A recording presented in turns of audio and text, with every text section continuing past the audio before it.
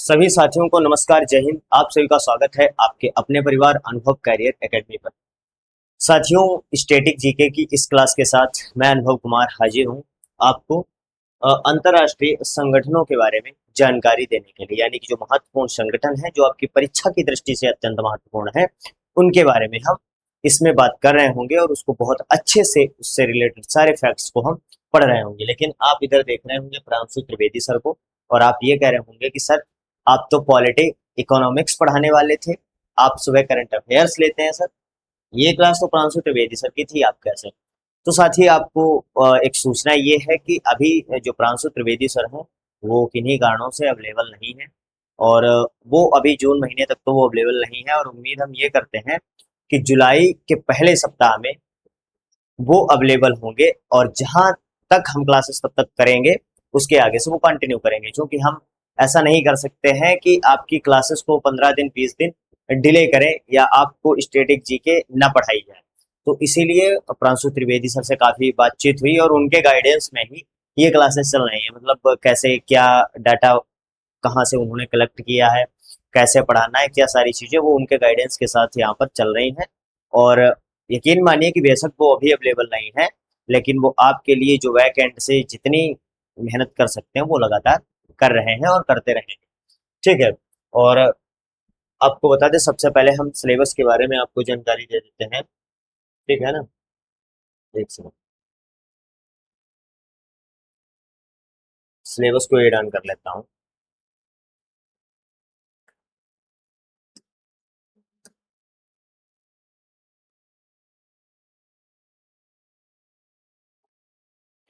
ठीक है, ये है हमारा सिलेबस। ये है हमारा सिलेबस जिसके बारे में हम आपको जानकारी देंगे। ठीक है साथी। सबसे पहले हम मंदिरों की बात करेंगे, यानी कि जो भी महत्वपूर्ण मंदिर हैं उनके बारे में हम जानेंगे। और दूसरा, हम महत्वपूर्ण संगठन जिसकी क्लास आज ही हम लेकर के आएंगे उनके बारे में हम जानेंगे। चित्रकला व भारतीय व्यंजन, यानी कि जो इंपॉर्टेंट पेंटिंग्स हैं, और भारतीय व्यंजन यानी कि जो भोजन होते हैं, अच्छे अच्छे पकवान होते हैं, वो कहाँ का, जैसे लिट्टी चोखा कहाँ का है, कमेंट सेक्शन में कमेंट करके बताइएगा फटाफट। तो इन सारी चीजों के बाद में हम बात कर रहे होंगे मार्शल आर्ट, जैसे लाठी हो गई, तलवार हो गई, तलवारबाजी, ये कहाँ होते हैं? भारतीय पोशाक, जैसे अभी ही हाल ही में एक चुनाव हुआ जिसमें प्रधानमंत्री मोदी जी ने अपना गमछा लहरा दिया, और उसी पर वो पूरा चुनाव उन्होंने जिता दिया विधानसभा का।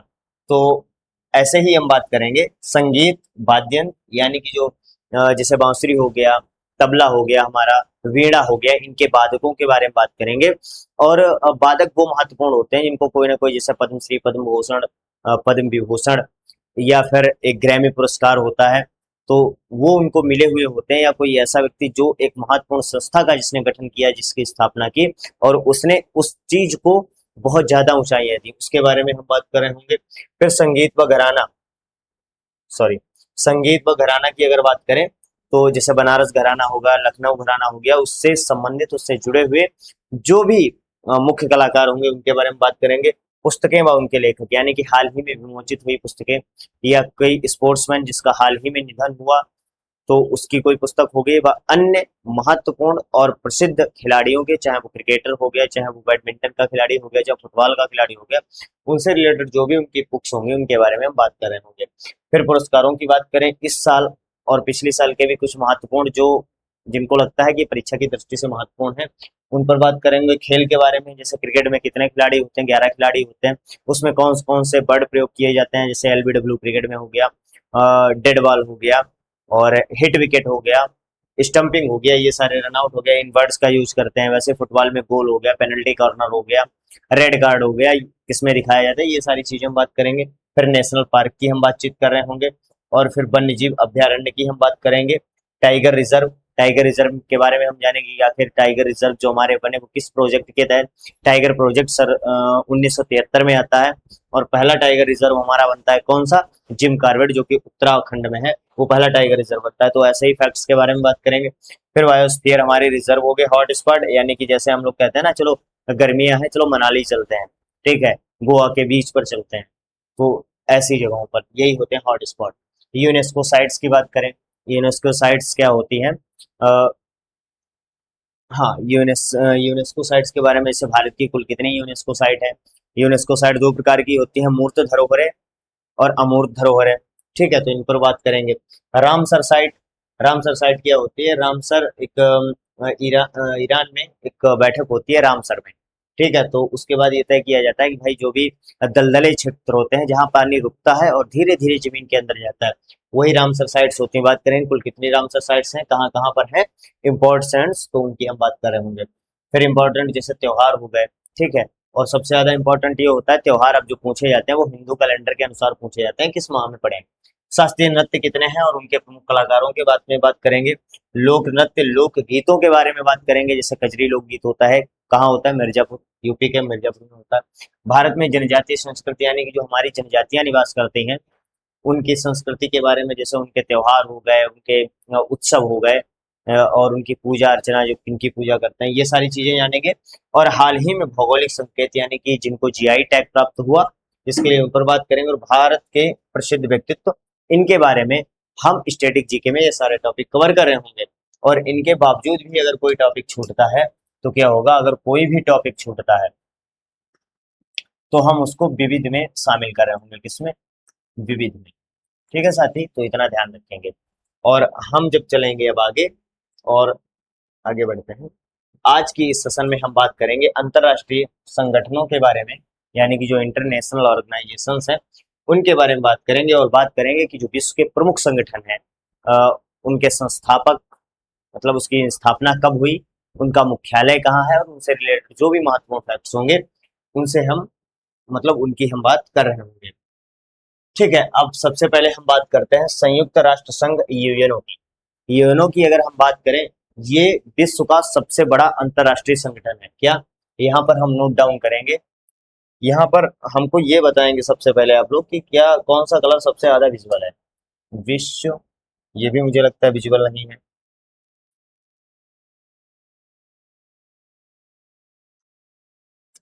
ये बड़ी समस्या है। चलो, इससे लिखते हैं विश्व।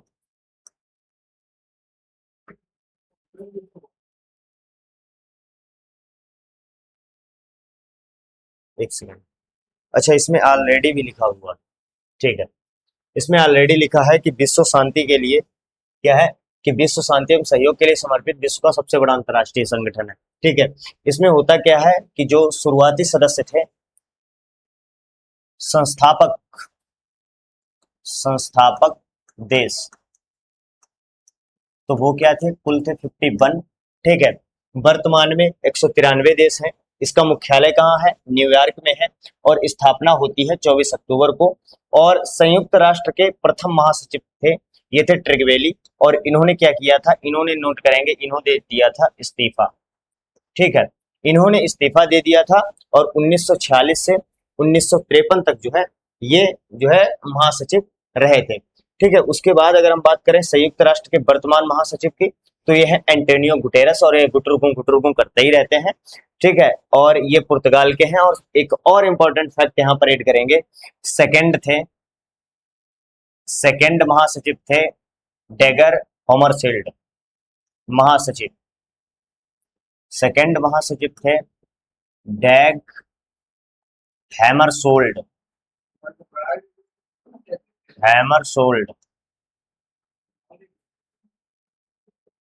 ठीक है, ये असल में इसका एक प्रमुख अंग है, ये यूएनओ का सचिवालय।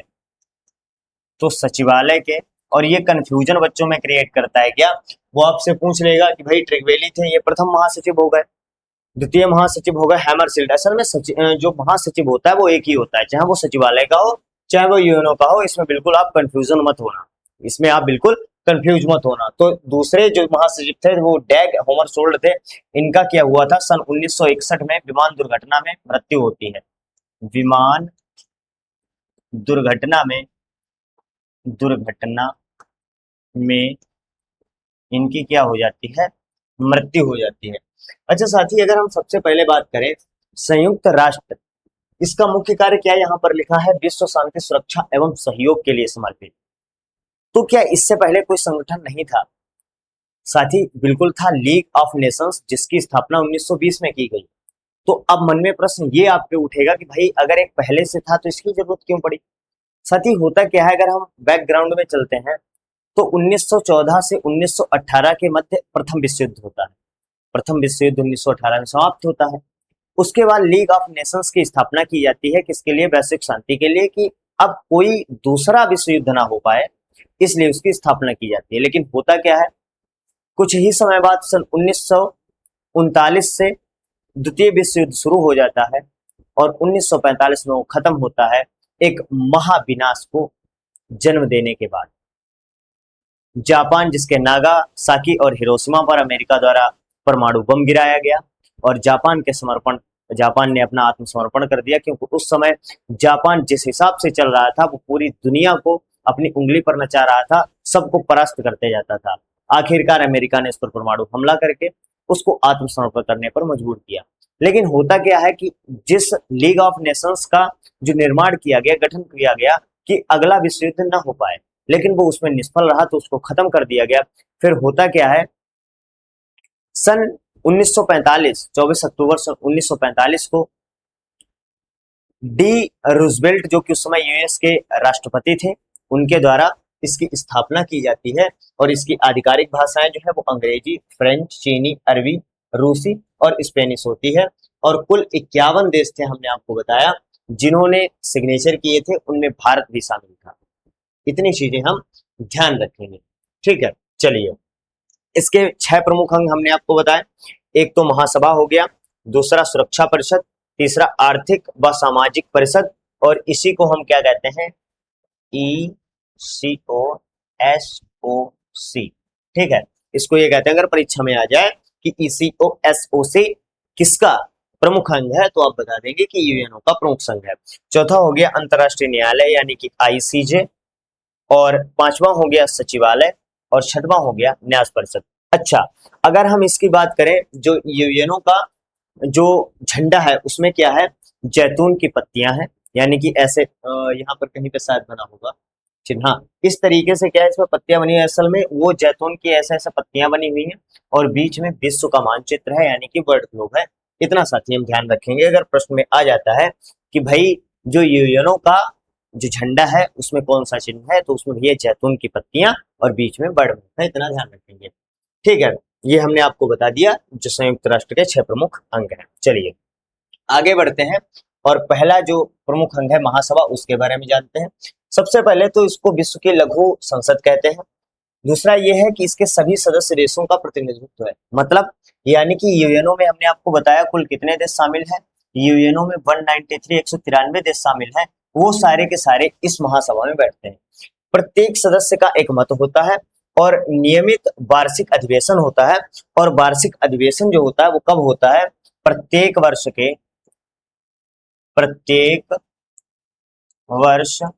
के सितंबर माह में, क्या सितंबर माह के तीसरे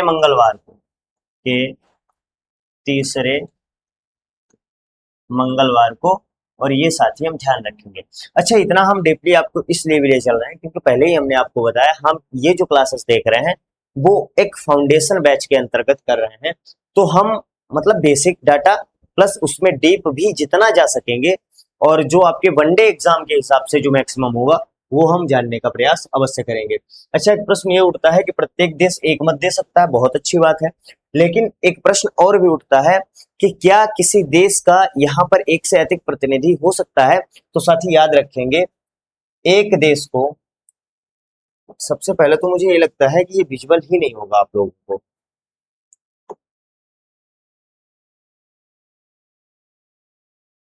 हाँ, एक देश कुल 5 प्रतिनिधि नियुक्त कर सकता है। 5 प्रतिनिधि नियुक्त कर सकता है, नियुक्त कर सकता है, इतना जो है साथ ही हम ध्यान रखेंगे। अच्छा, फिर महासभा के कार्य क्या है? भाई महासभा का कार्य क्या है कि ये बजट पारित करेगा। बजट क्यों भी पारित करेगा? यहाँ भी बजट पारित होता है, बिल्कुल, क्योंकि इनकी जिम्मेदारी ही है वैश्विक शांति को रोकना। 6 प्रमुख अंग हमने आपको बताया, तो भाई उनको खर्चा भी तो उसमें होगा, तो बजट जो पास करता है वो महासभा के द्वारा होता है। और नए सदस्यों को स्वीकृत, जैसे कोई नए सदस्य अगर उसमें जुड़ना चाहता है यूएनओ में, तो उसको स्वीकृति महासभा के द्वारा मिलती है। भाई इतना महत्वपूर्ण है, सीधी सी बात है कि 193 देश बैठेंगे, उसमें मंथन करेंगे, वोट पड़ेंगे।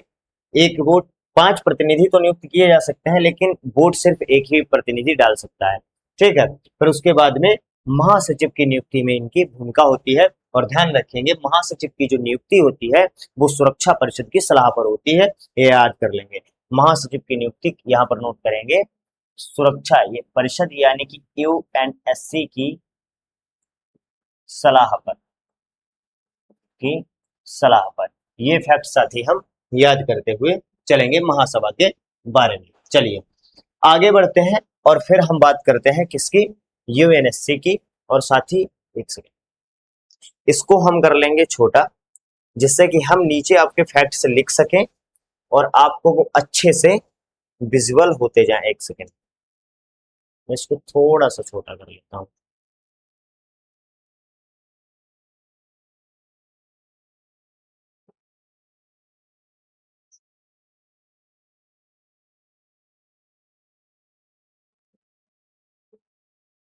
ठीक है साथी, ये हो गया क्या, यूएनएससी, ठीक है, ये हो गया यूएनएससी, यूएनएससी।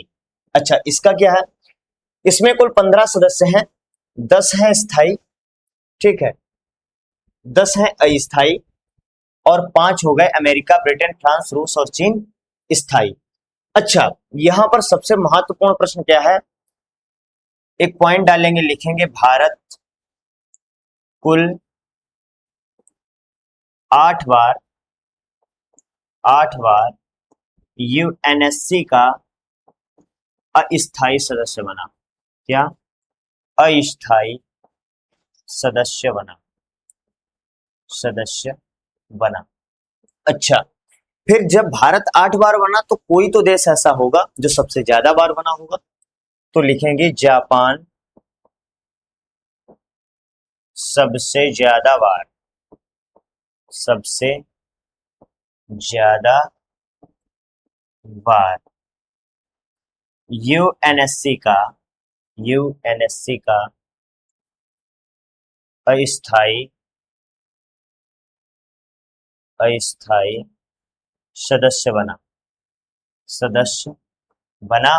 और कुल कितनी बार, तो साथ ही याद रखेंगे कुल 12 बार, कितनी, कुल 12 बार।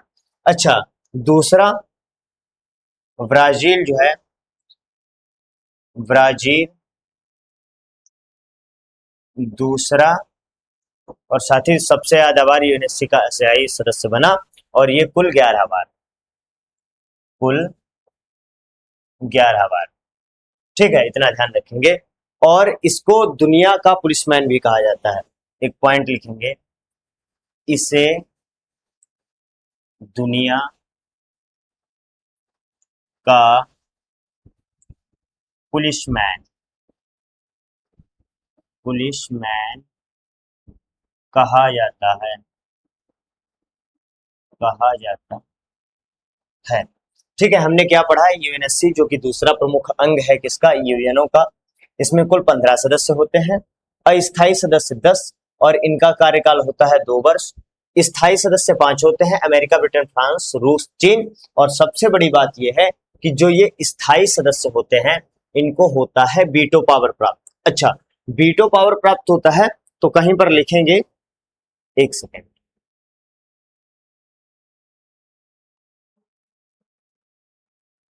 नहीं बनेगा, यहीं पर आप फैक्ट याद कर लेंगे, लिख लेंगे, मैं लिखा देता हूं।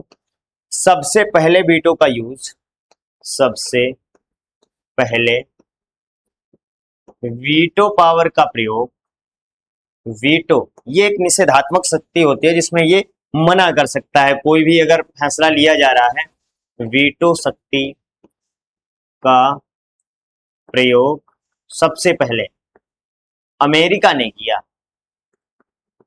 अमेरिका ने किया। अच्छा अमेरिका ने सबसे पहले तो किया, लेकिन एक पॉइंट यहीं पर नोट करेंगे, सबसे अधिक बार, सबसे अधिक बार वीटो का प्रयोग किसने किया? रशिया ने किया। ठीक है, यानी कि वीटो जो पावर होती है उसका सबसे पहली बार प्रयोग अमेरिका यानी कि यूएसए द्वारा किया गया, लेकिन सबसे ज्यादा अगर इस वीटो पावर का यूज किया तो वो किसने किया? वो भैया रूस ने किया। ठीक है, इतना सारा डाटा हम याद करेंगे और साथ ही साथ में नोट्स बनाते चलेंगे। ठीक है, फिर अगला हमारा है यूएनओ का अंग आर्थिक एवं सामाजिक परिषद ईसीओ एसओसी। ठीक है, सबसे पहला पॉइंट यह है कि 26 जून 1945। हाँ साथी, एक चीज और भी ध्यान रखेंगे, मैं आपको याद दिला देता हूँ। जब बात आई थी यहाँ पर यूएनओ की, तो याद रखना यहाँ पर एक फैक्ट यहाँ पर हम नोट करेंगे, और वो फैक्ट ये है कि जो मुख्यालय बना, मुख्यालय बनकर 1952 में तैयार हुआ। ठीक है, तैयार हुआ। और बाद बाकी मैंने आपको बता ही दिया था कि यूएनओ की जो स्थापना की किसने की थी? डी रूजवेल्ट, जो उस समय कौन थे? वो थे यूएस के राष्ट्रपति। हम लोग कहाँ पर थे? हाँ, हम लोग थे यहाँ पर आर्थिक एवं सामाजिक परिषद के बारे में। देखिए, स्थापना 26 जून 1945। यूएनओ की कब हुई? 24 अक्टूबर 1945। ऐसे डाटा को हम रिलेट करते चलेंगे, याद करते चलेंगे। यूएनओ की स्थापना और इसकी कब हुई? 26 जून 1945। सदस्य कितने हैं? कुल 54 सदस्य हैं। ठीक है, और प्रत्येक सदस्य का जो कार्यकाल होता है वो 3 वर्ष होता है। और मुख्य कार्य इसके क्या होते हैं? मुख्य कार्य यही है कि भाई आर्थिक विकास करना, जो विकासशील देश है उनमें सामाजिक विकास, अंतर्राष्ट्रीय सहयोग, सतत विकास इनका लक्ष्य होता है। ठीक है, चलिए आगे बढ़ते हैं और फिर हम बात करते हैं अंतर्राष्ट्रीय न्यायालय यानी कि आईसीजे के बारे में। आईसीजे की अगर हम बात करें, द हेग नीदरलैंड में क्या है? यह है इसका मुख्यालय। क्या साथी? यह है मुख्यालय। ठीक है, अच्छा अगर बात करें तो 3 अप्रैल 1946 इसकी स्थापना होती है। मुख्यालय आपको बता दिया, हेग नीदरलैंड। कुल न्यायाधीश होते हैं 15। कार्यकाल होता है 9 वर्ष। अध्यक्ष का कार्यकाल होता है 3 वर्ष और अंतरराष्ट्रीय विवादों का ये समाधान करता है इंटरनेशनल कोर्ट। अच्छा, एक चीज और भी है, 15 न्यायाधीश हो गए, 9 वर्ष उनका कार्यकाल हो गया, लेकिन कोरम आपने सुना होगा। कोरम, कोरम कितनी होती है? कोरम का अर्थ ये होता है साथी कि किसी अगर मामले को कोर्ट सुन रहा है तो उसमें कम से कम जजेस की संख्या कितनी होनी चाहिए, उसी को कोरम कहते हैं। तो कोरम जो होती है वो 9 होती है। यानी कि किसी भी देश के विवादों को सुनने के लिए उस समय जब भी कोर्ट बैठेगा तो 9 जज होने आवश्यक हैं, यानी कि कोरम जो है वो 9 होती है। इतना साथी ध्यान रखेंगे। और अगर हम बात करें प्रथम मुख्य न्यायाधीश की, ठीक है, एक पेज ऐड कर लेंगे यहाँ पर और बात करेंगे आईसीजे में प्रथम भारतीय मुख्य न्यायाधीश। प्रथम मुख्य भारतीय न्यायाधीश वो थे नागेंद्र सिंह। प्रथम मुख्य न्यायाधीश, न्यायाधीश, तो वो कौन थे? वो थे नागेंद्र सिंह। कौन थे? नागेंद्र सिंह। ये तो हो गया मुख्य न्यायाधीश। लेकिन हम बात करें आईसीजे यानी कि अंतरराष्ट्रीय न्यायालय में प्रथम न्यायाधीश, प्रथम न्यायाधीश, तो वो थे बेनेगल रामाराव। कौन? बेनेगल रामाराव, ये हम याद रखेंगे।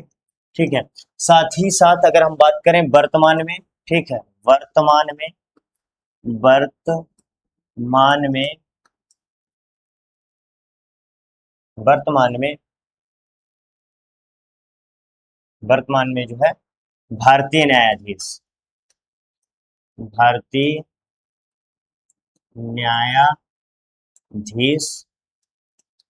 तो वो थे, वो हैं इस समय दलवीर भंडारी।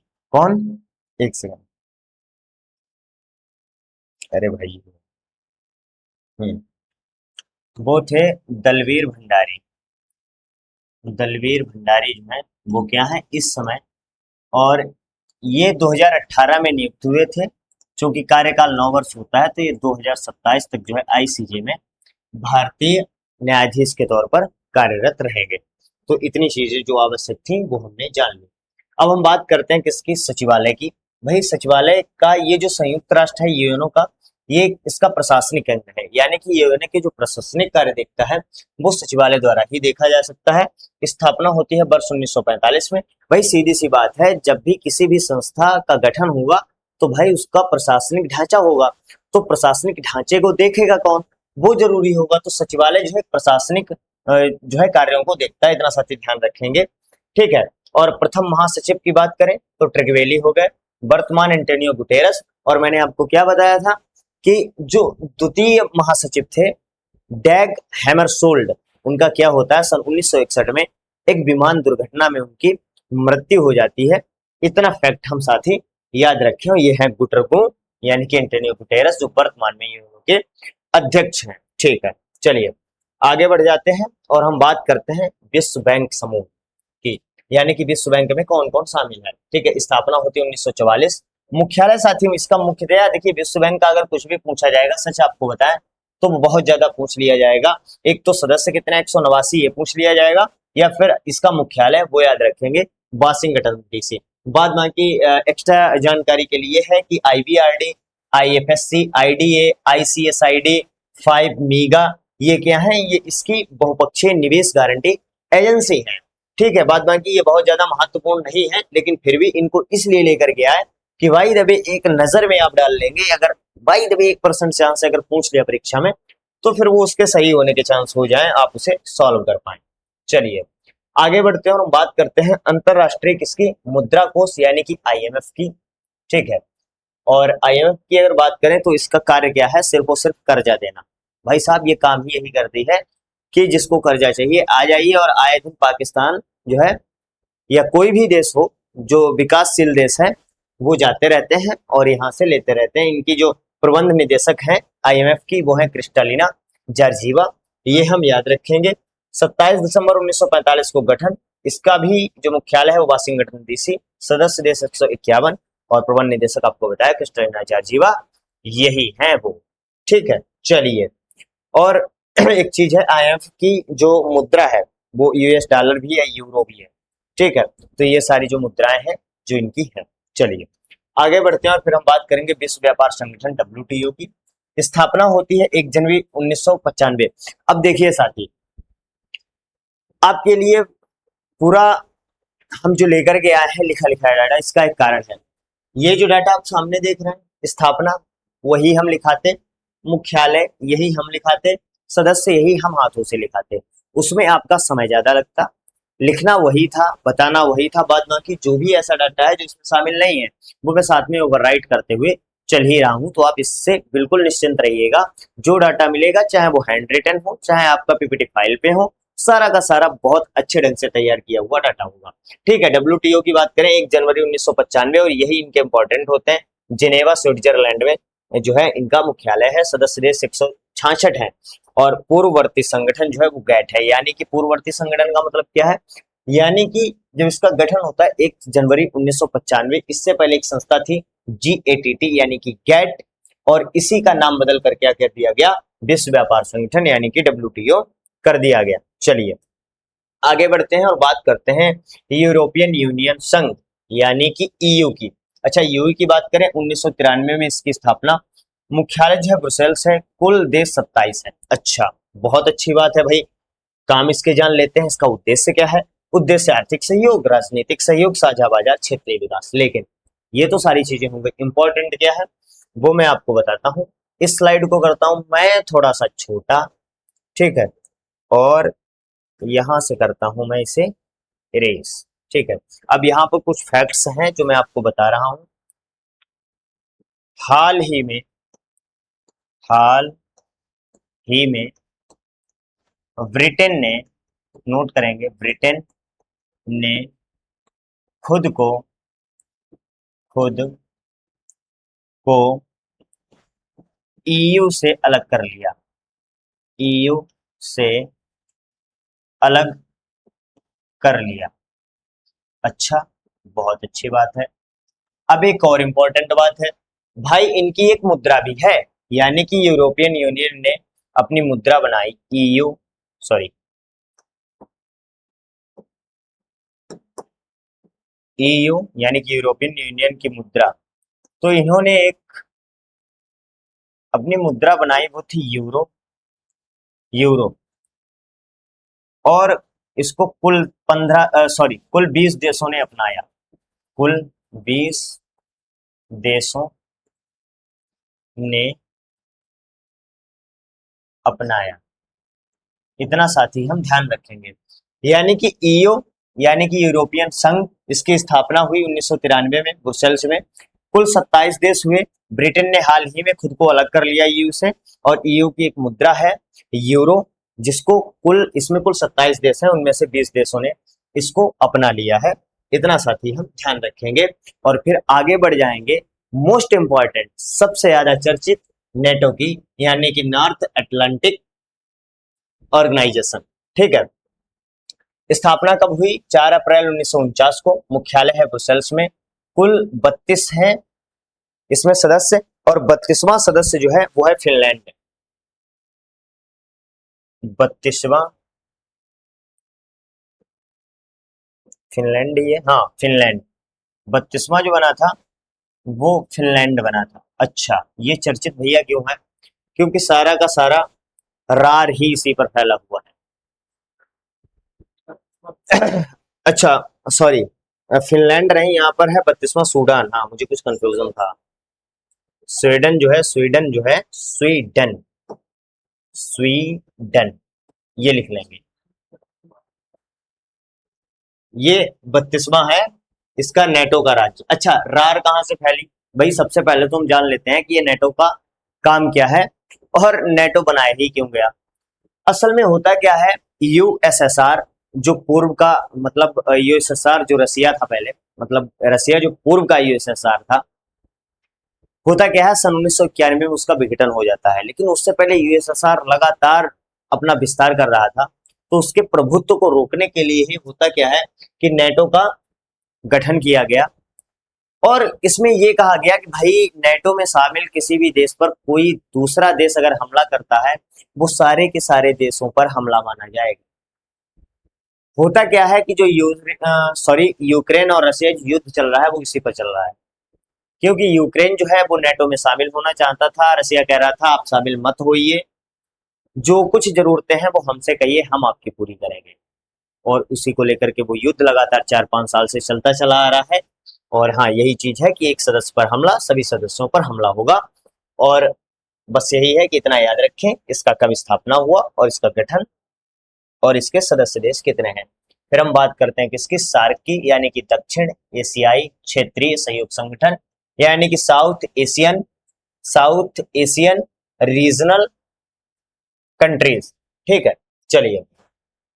8 दिसंबर 1985 को जो है इसका गठन होता है, और इसका जो मुख्यालय है वो है काठमांडू, नेपाल। 8 सदस्य हैं। एक तो हो गया ये अफगानिस्तान, दूसरा हो गया बांग्लादेश, भूटान, भारत और मालदीव।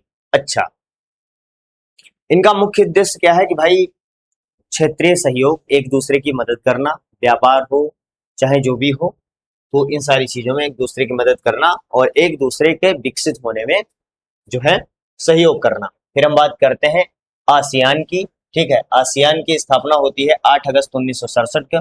मुख्यालय जकार्ता, इंडोनेशिया में। कुल 11 सदस्य हैं और मुख्य उद्देश्य है आर्थिक विकास, क्षेत्रीय शांति, व्यापारिक सहयोग और सांस्कृतिक सहयोग। और आसियान के बारे में जो मोस्ट इंपॉर्टेंट है वो ये है, स्थापना याद कर लेना, मुख्यालय याद कर लेना और कुल सदस्य याद कर लेना, और इससे ज्यादा कुछ होगा नहीं। और अगर हाल ही में जो भी आसियान की जो बैठकें होती रहती हैं उनको हम साथी याद रखेंगे। ठीक है, अब हम बात करते हैं राष्ट्रमंडल और ओपेक की। ओपेक की अगर हम बात करें तो इसकी स्थापना होती है 1960 में। मुख्यालय है वियना, जो कि ऑस्ट्रिया में है। कुल 12 देश हैं। उद्देश्य है वैश्विक तेल बाजार का समन्वय। ठीक है, फिर हम राष्ट्रमंडल यानी कि कॉमनवेल्थ की बात करते हैं। स्थापना होती है 1931। मुख्यालय लंदन में। कुल 56 देश, और इसमें क्या है कि सहयोग, लोकतंत्र और विकास। साथी होता क्या है कि राष्ट्रमंडल में वो सारे देश शामिल हैं जो कभी न कभी ब्रिटेन का उपनिवेश थे, यानी कि कभी न कभी ब्रिटेन शासन वहां पर रहा, तो उसमें वही देश शामिल होते हैं। ठीक है, आपके लिए होमवर्क है और आप सर्च करके ये बताएंगे भारत राष्ट्रमंडल में कब शामिल हुआ। भारत राष्ट्रमंडल देशों में कब शामिल हुआ।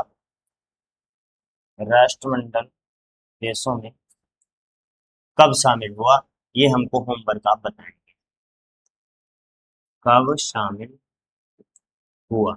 चलिए, अगला है हमारा महत्वपूर्ण क्षेत्रीय एवं आर्थिक संगठन जो है, ये हमने दे रखे हैं। यहाँ पर तीन है, एक तो ब्रिक्स हो गया, एक बिम्स्टेक हो गया, एक हो गया एडीबी।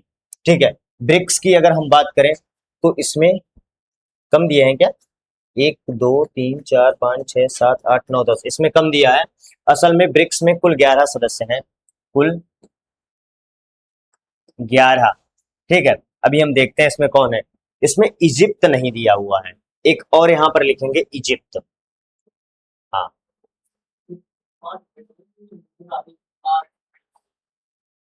ठीक है ना। कुल 11 सदस्य में भाई इसमें जो मुख्य हैं वो है ब्राजील, रूस, भारत, चाइना, अफ्रीका। और यहीं पर नोट करेंगे 2010 में जो है, 2010 में शामिल, यानी कि दक्षिण अफ्रीका 2010 में शामिल हुआ। और 5 हैं मुख्य और 6 अन्य हैं, जैसे मिस्र हो गया, इथियोपिया हो गया, ईरान, संयुक्त अरब अमीरात, इंडोनेशिया हो गया और इजिप्ट भी जो है वो ब्रिक्स का हिस्सा है। और ये सारे के सारे राष्ट्र 2024 से 25 के बीच में जुड़े। फिर अगर हम बिम्स्टेक की बात करें तो स्थापना 6 जून 1997, मुख्यालय ढाका और कुल 7 सदस्य हैं। और इससे ज्यादा इसमें कुछ आपसे पूछा नहीं जाएगा, तो हमको पीएचडी करनी नहीं है, जितना इंपॉर्टेंट है उसको हम लेकर के चलेंगे। फिर हम एडीबी की बात करें, यानी कि एशियाई डेवलपमेंट बैंक, यानी कि एशियाई विकास बैंक। स्थापना 19 दिसंबर 1966, मुख्यालय मनीला, सदस्य 69। ठीक है, और इसी के साथ साथ ही जो है हमारी क्लास क्या है, वो होती है कंप्लीट। और हमने आज पढ़ा महत्वपूर्ण इंटरनेशनल ऑर्गेनाइजेशंस, और यहीं पर हमारी क्लास समाप्त होती है। आपसे उम्मीद करूंगा कि आप एक छोटा सा कमेंट अवश्य दें, क्योंकि त्रिवेदी सर ये क्लास आपकी लेने वाले थे, वो किसी कारणवश महत्वपूर्ण कारणों से अभी अवेलेबल नहीं है, तो उनकी क्लासेस हम स्वयं ले रहे हैं। तो एक छोटा सा कमेंट करके बताएं कि वास्तव में आपको फैक्ट्स, आपको चीजें समझ में आई, क्या आपको वास्तव में मैं समझाने में सफल रहा। मिलते हैं अगले सेशन में, तब तक के लिए सभी साथियों को नमस्कार, जय हिंद।